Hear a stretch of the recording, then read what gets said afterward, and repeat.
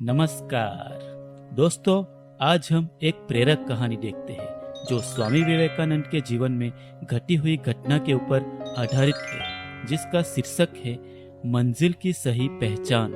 इस कहानी से हमें क्या सीखने को मिलता है, ये हम कहानी के अंत में देखेंगे। तो चलो देखते हैं मंजिल की सही पहचान।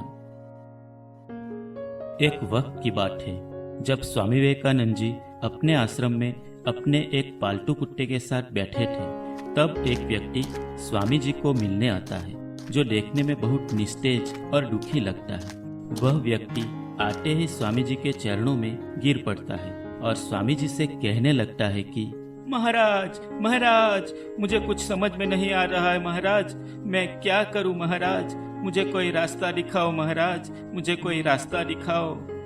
स्वामी जी उस व्यक्ति को उठाते हैं और कहते हैं कि बताओ क्या परेशानी है। महाराज, मैं अपने जीवन से बड़ा दुखी हूँ। मैं कामयाब होने के लिए रात दिन कड़ी मेहनत करता हूँ। मैं बहुत पढ़ा लिखा भी हूँ महाराज, फिर भी मैं अपनी मंजिल तक नहीं पहुँच पाता हूँ। मैं इतनी मेहनत करता हूँ, फिर भी मुझे धन की प्राप्ति नहीं होती है महाराज। मैं ठग गया हूँ महाराज। क्या मेरे ही नसीब में ये सब लिखा है महाराज? बताओ महाराज, बताओ महाराज। स्वामी जी ने उस व्यक्ति की परेशानी को भली भांति समझ लिया। फिर स्वामी जी ने उस व्यक्ति से कहा कि थोड़ा शांत हो जाओ। एक काम करो, पहले मेरे इस कुत्ते को थोड़े दूर तक सैर करा लाओ, फिर मैं आपको आपकी समस्या का उत्तर दूंगा। वह व्यक्ति आश्चर्य से स्वामी जी की ओर देखता है और फिर कहता है, ठीक है महाराज, मैं इस कुत्ते को सैर करा के लाता हूँ। और फिर वह आदमी कुत्ते को लेकर कुछ दूर निकल पड़ता है। रास्ते में गली के दूसरे कुत्ते मिलने पर यह कुत्ता उससे लड़ने पहुंच जाता था और लड़कर वापस उस व्यक्ति के पास आ जाता था। ऐसा रास्ते में कई बार उस कुत्ते ने किया। इस तरह वह आदमी कुत्ते को कई दूर सैर कराता है और फिर वापस कुत्ते को लेकर वह आदमी आश्रम में स्वामी जी के पास पहुंच जाता है। स्वामी जी ने देखा तो कुत्ता बड़ा थका हुआ लग रहा था और बहुत हाँफ भी रहा था, पर उस आदमी का चेहरा एकदम साफ था। उसके शरीर में कोई भी थकावट नजर नहीं आ रही थी।